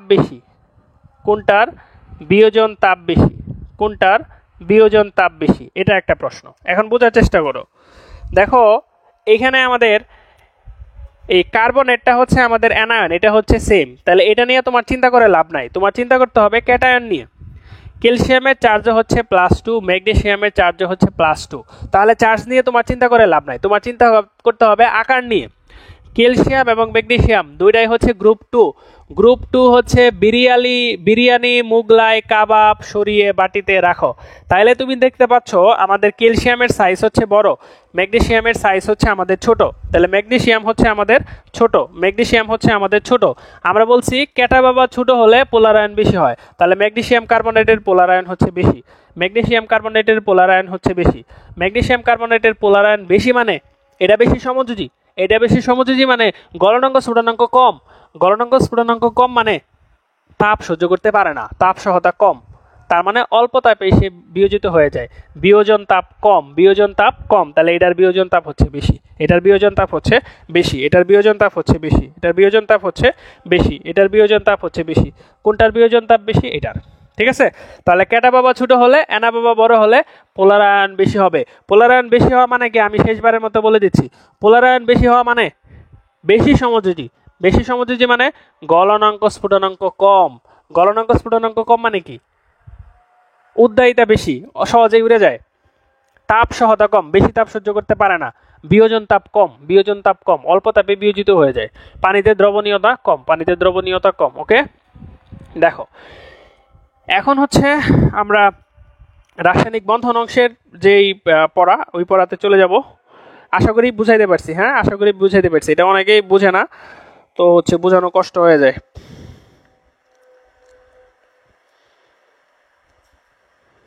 ডিএফ নিয়ে সাধারণত পরীক্ষা আসে না, এই জন্য আমি পেঁচাইলাম না, আর ডিএফ নিয়ে সাধারণত পরীক্ষা আসে না। ওকে, এখন দেখো তাহলে আমাদেরকে কি জানতে হবে এখন? তিনটা পড়া পড়াবো এখন, তিন চারটা পড়া একসাথে হয়ে যাবে। দেখো, তিন চারটা পড়া একসাথে হয়ে যাবে। প্রথম পড়া হচ্ছে সংকরণ নির্ণয়। আমাদের সংকরণ নির্ণয়। আচ্ছা, সংকরণ নির্ণয় আমরা কেন করব? সংকরণ নির্ণয় করলে আমরা কি জানতে পারি? সংকরণ নির্ণয় করলে আমরা জানতে পারি যে এখানে সংকরণে আমরা মূলত সংকর অরবিটালের সংখ্যা নির্ণয় করি। আমাদের অরবিটালের সংখ্যা 2, 3, 4, 5, 6, 7 পর্যন্ত হইতে পারে। তো সংকর অরবিটালের সংখ্যা যদি আমাদের 2 হয় তখন সংকরণ হয় sp, 3 হইলে সেটা হয় sp2, 4 হইলে sp2d হইতে পারে, sp3ও হইতে পারে। 4 হইলে sp2d হইতে পারে, sp3ও হইতে পারে। যদি 5, 6, 7 হয়, ওকে। যদি 5 হয় তখন হয় আমাদের sp3d, যদি 6 হয় sp3d2, 7 হইলে sp3d3। তাহলে তুমি যদি এই মানটা নির্ণয় করতে পারো, সংকর অরবিটালের সংখ্যা নির্ণয় করতে পারো, তাহলে তুমি বলে দিতে পারবা যে তোমার সংকরণ কি। এবং সংকরণ কি এটা তুমি যদি বলে দিতে পারো, তুমি বন্ধন কোণের মানও বলে দিতে পারবা, আকৃতিও বলে দিতে পারবা। উদাহরণ তো তুমি পারবাই, কারণ উদাহরণ দেখেই তুমি এই সংকরণটা নির্ণয় করবা। আকৃতি আর বন্ধন কোণ আমি বললাম না, তুমি নিজেই পারবা, মানে মুখস্থ করে নিতে হবে তোমাকে। তো তুমি এখন এই সংখ্যার মানটা তুমি কিভাবে নির্ণয় করবা? আমি এটা দেখাইলাম, যারা নোট করবা নোটে এটা লিখবা। ওকে, দেখো এই সংখ্যাটা তুমি কিভাবে নির্ণয় করবা? এই সংখ্যাটা হচ্ছে আমাদের h ইকুয়াল হাফ কেন্দ্রীয় পরমাণুর ভিতে হচ্ছে ভ্যালেন্স, মানে হচ্ছে যোজ্যতা ইলেকট্রন, কেন্দ্রীয় পরমাণুর যোজ্যতা ইলেকট্রন, প্লাস x মানে হচ্ছে আমাদের একযোজী পরমাণুর সংখ্যা, আর মাইনাস চার্জ, এই হচ্ছে আমাদের সূত্র। এখন আমি যদি এই BF4 মাইনাস আর হচ্ছে POCl3 এই দুইটা एग्जांपल করি, তাহলে তোমরা বুঝতে পারবা। দেখো এর ক্ষেত্রে h এর মান কত হবে? আমরা কি বলছি? সূত্রের হাফ, তারপরে V মানে হচ্ছে যোজ্যতা ইলেকট্রন, বোরন হচ্ছে আমাদের গ্রুপ 13, তাহলে যোজ্যতা ইলেকট্রন কত হবে? যোজ্যতা ইলেকট্রন হবে আমাদের 3। এরপরে x হচ্ছে একযোজী পরমাণুর সংখ্যা, ফ্লোরিনের যোজনী 1, ফ্লোরিন আছে 4টা, মাইনাস চার্জের মান হচ্ছে -1, আর সূত্রের মাইনাসে প্লাস সমান হচ্ছে 4 হইলে কি হবে? sp3। আবার এটা চিন্তা করো, এখানে আমাদের কেন্দ্রীয় পরমাণু হচ্ছে ফসফরাস হচ্ছে গ্রুপ 15 হওয়ার কারণে যোজ্যতা ইলেকট্রন হচ্ছে 5টা যোগ। দেখো আমরা বলছি x মানে একযোজী পরমাণুর সংখ্যা, এখানে অক্সিজেন আছে, অক্সিজেনের যোজনী 2, সুতরাং সূত্রে সে নাই। ক্লোরিন এটা একযোজী, সংখ্যা আছে 3, তাহলে হচ্ছে 3, কোনো চার্জ নাই, সমান হচ্ছে 4, সমান হচ্ছে sp3। বুঝা গেছে? আচ্ছা, তাহলে তুমি যখন বলে দিতে পারবা sp3, তখন তুমি বলে দিতে পারবা যে তোমার আকৃতি কি হবে, বন্ধন কোণ কি হবে। তো h এর মান যদি 4 হয় তখন আমাদের সংকরণ হয় sp3 সংকরণ হইলে আমাদের বন্ধন কোণের মান হয় 109 ডিগ্রি 28 মিনিট, আকৃতি হয় চতুস্তলকীয়। আবার sp3 না হয়ে যদি sp2d হয় তখন আমাদের বন্ধন কোণ হয় 90 ডিগ্রি, আকৃতি হয় এরকম বর্গের মতো। কিন্তু মুক্ত জোড়ের জন্য আমাদের কি হয়?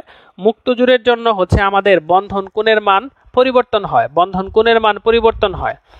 যেমন তুমি যদি নাইট্রোজেনের কথা চিন্তা করো, অক্সিজেনের কথা চিন্তা করো, নাইট্রোজেন এবং অক্সিজেন এই দুইটাই মূলত হচ্ছে আমাদের sp3 সংকরণ এদেরই মূলত আমাদের হয়, sp3 সংকরণ মূলত আমাদের এদেরই হয়, নাইট্রোজেন এবং হচ্ছে অক্সিজেন।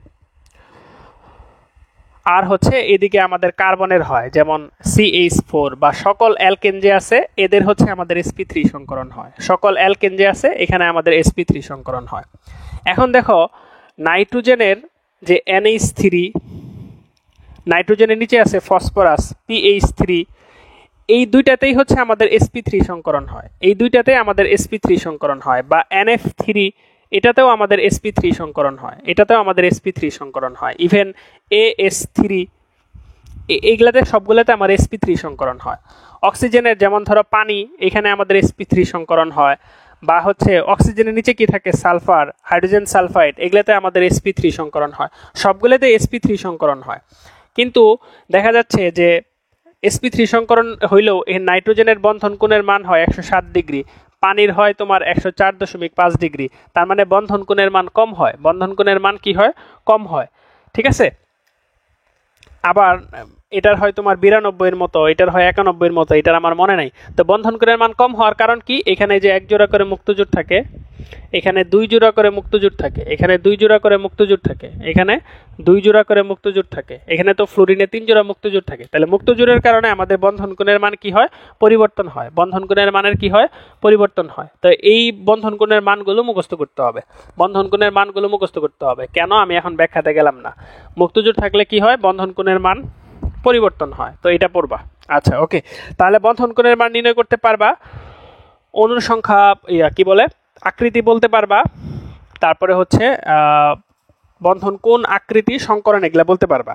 এখন জটিল যৌগের ক্ষেত্রে, জটিল যৌগের ক্ষেত্রে, জটিল যৌগের ক্ষেত্রেও তোমার অনেক কিছু বলা লাগবে। জটিল যৌগের ক্ষেত্রে যেমন ধরো K4Fe(CN6), এরকম একটা জটিল যৌগ থাকলো। জটিল যৌগ থেকে তোমার কি কি প্রশ্ন আসে, জটিল যৌগ থেকে প্রশ্ন আসে যে এখানে কেন্দ্রীয় পরমাণু কে, এখানে কেন্দ্রীয় পরমাণু কে, এটা প্রশ্ন আসে।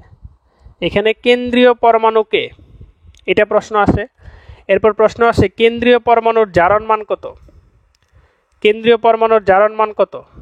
এখানে লিগ্যান্ড কে, এখানে লিগ্যান্ড কে, সন্নিবেশ সংখ্যা কত, সন্নিবেশ সংখ্যা কত, অণুর আকৃতি কি, এরকম প্রশ্ন আসে। অণুর আকৃতি কি, এরকম প্রশ্ন আসে। তো এগুলো অ্যান্সার তুমি কিভাবে করবা। তো এটা যেহেতু একটা জটিল যৌগ, এখানে কেন্দ্রীয় পরমাণু হচ্ছে আমাদের আয়রন, এটা সবাই তোমরা বুঝছো, অনেকে কমেন্ট করছো আমি দেখছি। তো এখানে দেখো পটাশিয়াম আছে, পটাশিয়ামের জারণ মান কত, +1 × 4 অবভিয়াসলি। এখানে এই যে CN আছে, এই CNটা হচ্ছে আমাদের লিগ্যান্ড, এটার গঠন তুমি যদি দেখো, এটার গঠন হচ্ছে এরকম -1, তাহলে CN এর জারণ মান কত, -1, গুণন হচ্ছে আমাদের 6। তাহলে দেখো এখানে থাকতেছে +4, এখানে থাকতেছে -6, তাহলে অবশ্যই এটা হচ্ছে +2। তাহলে আমাদের কেন্দ্রীয় পরমাণুর জারণ মান কত আসলো, +2। কেন্দ্রীয় পরমাণুর জারণ মান কত আসলো, +2। সন্নিবেশ সংখ্যা হচ্ছে লিগ্যান্ডের সাথে যে সংখ্যাটা থাকে, এটাই হচ্ছে সন্নিবেশ সংখ্যা, এটাই হচ্ছে আমাদের সন্নিবেশ সংখ্যা। তুমি খেয়াল করে দেখো সন্নিবেশ সংখ্যা কত, 6, সন্নিবেশ সংখ্যা কত, 6। এর আগে তুমি H এর মান বের করলা না, H এর মান যদি তোমার 6 হয়, তুমি কি সংকরণ বলতা, sp3d2। তাহলে আমাদের এখানে সংকরণ কি হবে, এই যৌগটার সংকরণ কি হবে, তাহলে এই যৌগটার সংকরণ হবে sp3d3। sp3 যদি d3 হয়, আমরা, তুমি তো মুখস্থ করবাই যে সংকর অরবিটালের সংখ্যা 6টা, আমার সংকরণ হচ্ছে d3 না d2, sp3d2।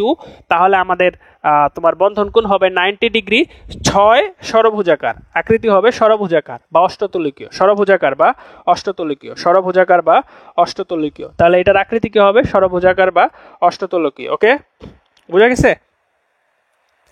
তাহলে এইভাবে হচ্ছে আমরা জটিল যৌগের ক্ষেত্রেও এগুলা বের করতে পারবো, জটিল যৌগের ক্ষেত্রেও এগুলা বের করতে পারবো। ওকে, আচ্ছা, তাহলে এই হচ্ছে আমাদের সংকরণ সংক্রান্ত তথ্য। এবার আসো যে ইলেকট্রন সংখ্যা এবং যোজ্যতা ইলেকট্রন সংখ্যা আমরা কিভাবে বের করব। ইলেকট্রন সংখ্যা এবং যোজ্যতা ইলেকট্রন সংখ্যা আমরা বের করব। নরমাল নিয়ম হচ্ছে একটা সমযোজী অণুর ক্ষেত্রে সেই শক্তি স্তরে 8টা ইলেকট্রন থাকবে, 8টা ইলেকট্রন থাকবে। তাহলে নরমালি সমযোজী ক্ষেত্রে 8টা ইলেকট্রন থাকবে।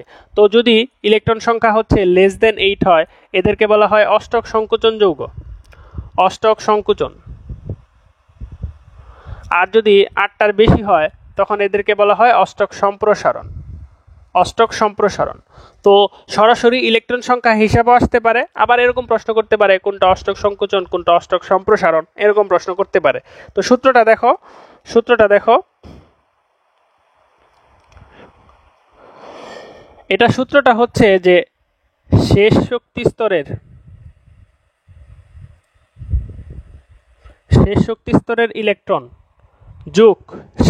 স্তরের ইলেকট্রন যোগ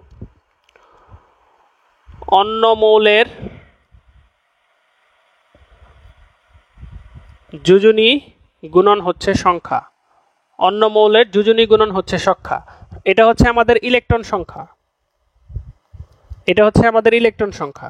এখন যদি বলে যোজ্যতা ইলেকট্রন সংখ্যা,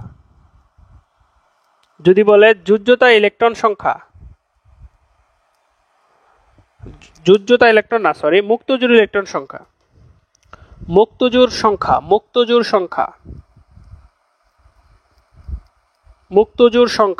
মুক্তজোড় সংখ্যা সবই সেম, জাস্ট এই প্লাসটার জায়গায় মাইনাস হবে, মাইনাস হবে। যেমন SF6 এটার কথা তুমি যদি চিন্তা করো, প্রথমে আছে আমাদের সালফারের শেষ শক্তি স্তরের ইলেকট্রন কয়টা হবে? 6টা। সালফারের শেষ শক্তি স্তরের ইলেকট্রন 6টা। অন্য মৌলের যোজনী, অন্য মৌল হচ্ছে আমাদের ফ্লুরিনের যোজনী হচ্ছে আমাদের 1 এবং সংখ্যা হচ্ছে 6টা। তাহলে এই সালফার হেক্সাফ্লুরাইডের ক্ষেত্রে শেষ শক্তি স্তরের ইলেকট্রন কয়টা? 12টা, 8টার বেশি। তার মানে এটা হচ্ছে একটা অষ্টক সম্প্রসারণ যৌগ। এখানে আমাদের কয়টা? এখানে আমাদের মুক্তজোড় ইলেকট্রন কয়টা? শেষ শক্তি স্তরের ইলেকট্রন সংখ্যা দেখো, সূত্রের মাইনাস অন্য মৌলের যোজনী গুণন হচ্ছে সংখ্যা, মানে হচ্ছে 0। অর্থাৎ SF6 এর ক্ষেত্রে মুক্তজোড় ইলেকট্রনের সংখ্যা হচ্ছে আমাদের 0। মুক্তজোড় ইলেকট্রনের সংখ্যা আমাদের কত? 0। বা এখন অ্যামোনিয়া চিন্তা করো, অ্যামোনিয়ার কথা চিন্তা করো। শেষ শক্তি স্তরের ইলেকট্রন কয়টা? 5টা। মাইনাস হাইড্রোজেনের যোজনী 1 গুণন হচ্ছে 3 সমান হচ্ছে আমাদের 2। তাহলে মুক্তজোড় ইলেকট্রনের সংখ্যা কয়টা? 2টা। এই যে নাইট্রোজেনে 1 জোড়া বা 2টা মুক্তজোড় ইলেকট্রন থাকে। ওকে, বুঝা গেছে? ক্লিয়ার? তাহলে এভাবে তুমি কি হিসাব করতে পারবা? মুক্তজোড়ের ইলেকট্রন সংখ্যা হিসাব করতে পারবা। দেখো, এটা হিসাব করলে বেশ কয়টা লাভ আছে। কি দেখো, গত ক্লাসে আমি তোমাদেরকে পড়াইছিলাম লুইস অ্যাসিড। দেখো, BF3 AlCl3 এইসব যদি তুমি হিসাব করো দেখবা এদের শেষ শক্তি স্তরের ইলেকট্রন হচ্ছে 6টা করে। শেষ শক্তি স্তরের ইলেকট্রন যদি 6টা থাকে, সে এক জোড়া ইলেকট্রন গ্রহণ করতে পারবে। গত ক্লাসে আমি তোমাদের পড়াইছিলাম যারা মুক্তজোড় ইলেকট্রন গ্রহণ করতে পারে তারা হচ্ছে লুইস অ্যাসিড। তো তুমি ব্যাখ্যা করতে পারবা এরা হচ্ছে লুইস অ্যাসিড। ঠিক আছে? আচ্ছা, চলে যাব, বিদায় হওয়ার আগে একটা কথা, সেটা হচ্ছে ডাইপোল মোমেন্ট। এটা থেকে কৃষিতে প্রশ্ন আসছিল, তোমরা তো ওইভাবে পারো নাই। ডাইপোল মোমেন্ট মানে সাধারণত পোলাপান পারে না ডাইপোল মোমেন্ট।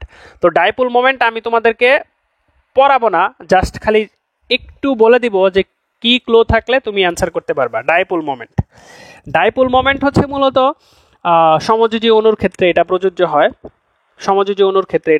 হয়।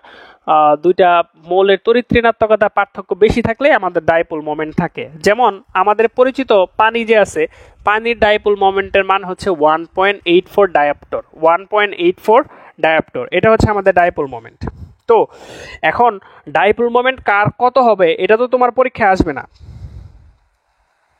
তুমি শুধু এই দুইটা কথা জেনে রাখবা যে এরকম যারা আছে, যেমন H2O2, তারপর হচ্ছে আমাদের NO2, তারপর হচ্ছে আমাদের Cl2, এদের সবার ডাইপোল মোমেন্টের মান 0 হবে। যারা দ্বিপরমাণু তাদের ডাইপোল মোমেন্টের মান কি হবে? 0 হবে। আর যাদের মুক্তজোড় ইলেকট্রন নাই তাদের ডাইপোল মোমেন্টের মান 0 হবে। মুক্তজোড় বিহীন থাকলে ডাইপোল মোমেন্টের মান 0 হবে। এই দুইটা কথা তুমি যদি মাইনে চলতে পারো, মনে থাকে তোমার, পরীক্ষার হলে তুমি অ্যান্সার করতে পারবা। ঠিক আছে, মুক্তজোর যদি না থাকে তো মুক্তজোর তো তুমি হিসাব করতে পারবা, আমি তোমাকে দেখাই দিলাম কিভাবে তুমি মুক্তজোর হিসাব করবা। তো হিসাব করতে পারলে তুমি বলে দিতে পারবা যে এখানে আমাদের কি নাই, এখানে হচ্ছে আমাদের ডাইপোল মোমেন্ট নাই, ডাইপোল মোমেন্টের মান হবে 0, ডাইপোল মোমেন্টের মান হবে 0। এবং এবং এবং দেখো তুমি কিছুক্ষণ আগেই দেখছো যে আমাদের পানি, তারপর হচ্ছে আমাদের অ্যামোনিয়া, পানি অ্যামোনিয়া, ধরো পানি অ্যামোনিয়া, তারপর হচ্ছে আমাদের ধরো সালফার ডাইঅক্সাইড, এই যৌগগুলোতে আমাদের মুক্তজোড় ইলেকট্রন আছে, এই যৌগগুলোতে আমাদের মুক্তজোড় ইলেকট্রন আছে। তো তাহলে এদের একটা ডাইপোল মোমেন্ট থাকবে। মনে রাখবা ডাইপোল মোমেন্ট বন্ধন কোণ যদি আমাদের কম হয় ডাইপোল মোমেন্টের মান বেশি হয়। যেমন এটার বন্ধন কোণ 107 ডিগ্রি, এটার বন্ধন কোণ হচ্ছে 104 ডিগ্রি, এটা ডাইপোল মোমেন্ট বেশি। আর সালফার ডাইঅক্সাইডের হচ্ছে তোমার বন্ধন কোণ হচ্ছে 120 ডিগ্রি, তাহলে ডাইপোল মোমেন্টের ক্রম হবে এটা। ঠিক আছে, ডাইপোল মোমেন্ট তাহলে কখন থাকবে এটা আমরা একটু বলে দিলাম। ক্লিয়ার? ওকে ওকে, বিদায় হব। বিদায় হওয়ার আগে আরও একটি কথা, কর্ণ সম্পর্ক থেকে কৃষিতে প্রশ্ন আসে। কর্ণ সম্পর্ক কার কার মধ্যে আছে? কর্ণ সম্পর্ক কার কার মধ্যে আছে? এই তোমাদের মধ্যে কারো লিমা নাম আছে? লিমা, লিমা শোনো, লিমা নাম আছে কারো? এই কে আছে লিমা? লিমা আছো কেউ?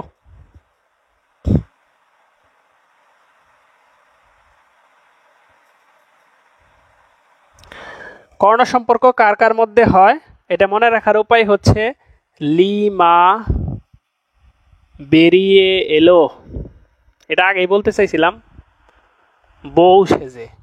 এই বউ সাজার কথা কেন বললাম? তোমরা যদি ডাক্তার ইঞ্জিনিয়ারের বউ সাজতে চাও, ডাক্তার ইঞ্জিনিয়ারের বউ সাজতে চাও তাহলে খুব ভালো করে পড়াশোনা করো, বুঝছো? খুব ভালো করে পড়াশোনা করো। যেমন যেমন